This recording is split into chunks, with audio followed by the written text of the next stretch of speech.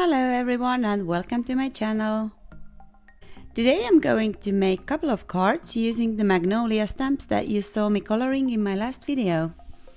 For this project I'm going to use Canson mixed media paper, and for the background I'm gonna use distress inks with watercolor technique. Everything I use in this video will be listed down below. If you like my videos, please subscribe and give it a thumbs up so I can see how many of you find this inspirational and maybe would like to see more of what I do. I'm going to wet the paper first and then I'm going to apply the colors with a brush.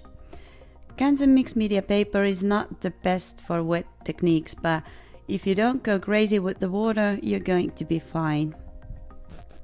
I like this paper for my mixed media projects where I cover the paper with a gesso, because after covering this paper with a gesso it can handle a lot.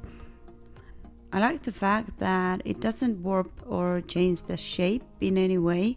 I think that's how good mixed media paper should behave.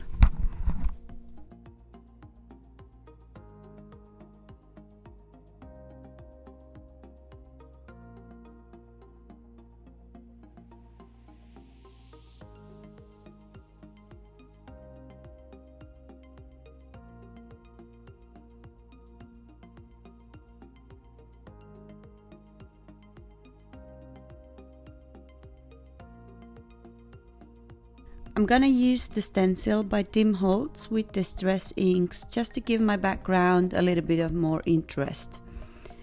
I used to use stencils quite a lot and I have so many of them, but for some reason I always tend to forget to actually use them. I should actually challenge myself to do a lot more projects using the stencils that I own, not to just buy more. I think buying craft supplies is absolutely another hobby, because I have so much stuff that I don't actually use, but I also don't want to get rid of them. What do you think? Do you experience the same thing? And if you do, let me know, what do you buy most and end up not using that so much? For the contrast, I'm gonna use darker brown paper underneath the background that will match with my colors on the card.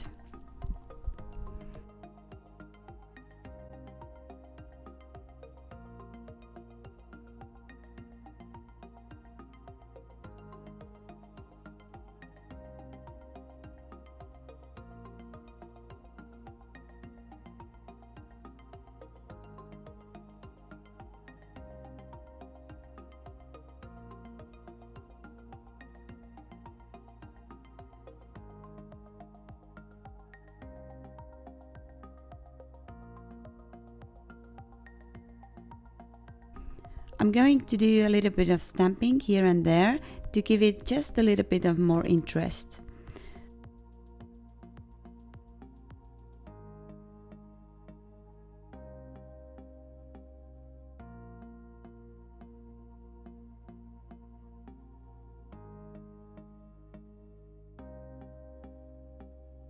For the splatters, I love to use Ken Oliver's liquid metals, just for the extra shimmer. Those liquid metals are really beautiful products. You can use them as watercolors or you can mix them with watercolors to give the color kind of metallic shade. Or you can do just like I do, splatters. They come in lots of shades, which I really like.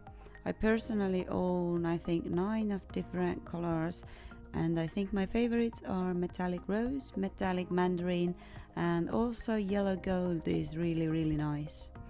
If you like watercoloring, I think you'd like to try them out for sure.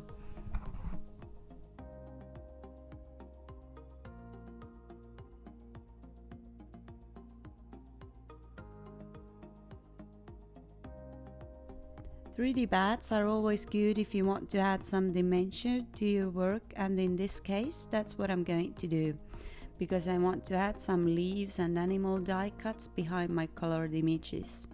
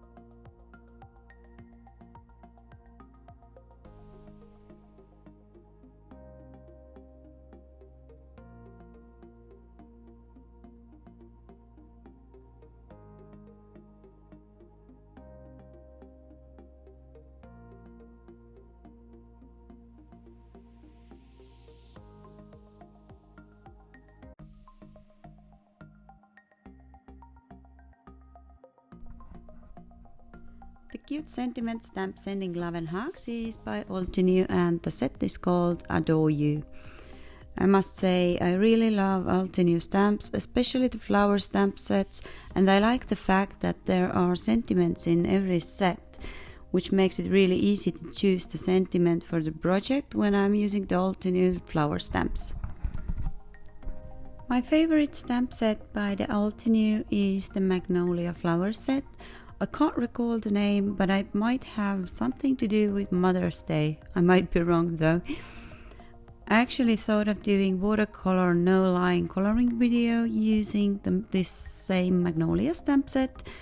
By all means, I am no professional in watercoloring, but if you'd like to see me doing no line coloring video with this beautiful Magnolia stamp set, please let me know and leave me a comment down below.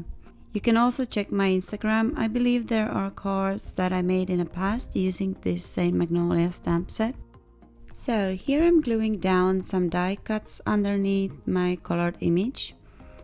I buy a lot of images online and then I modify and print them out, and then I will fussy cut them or use my scan and cut to cut out the images. It will give me the freedom to choose whatever image I like, and there are just so many images out there by great artists, and it's not expensive at all to buy them for your personal use. I highly recommend to use Etsy or something similar to look for that kind of images, and of course always check the artist policy before buying or using these, because sometimes there can be limits. For example, if you sell your cards, you might not be able to use them, or you just have to pay more for them. So just look out for the policy before you buy them to make sure that you can use them for the project that you want to buy them for.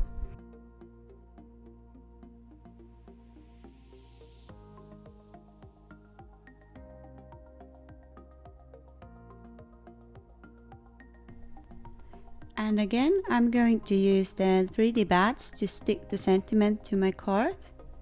And that's it, all done. 2 quick cards, really easy to make and fit for the season. Thank you for watching, and please subscribe if you like my video. Bye bye!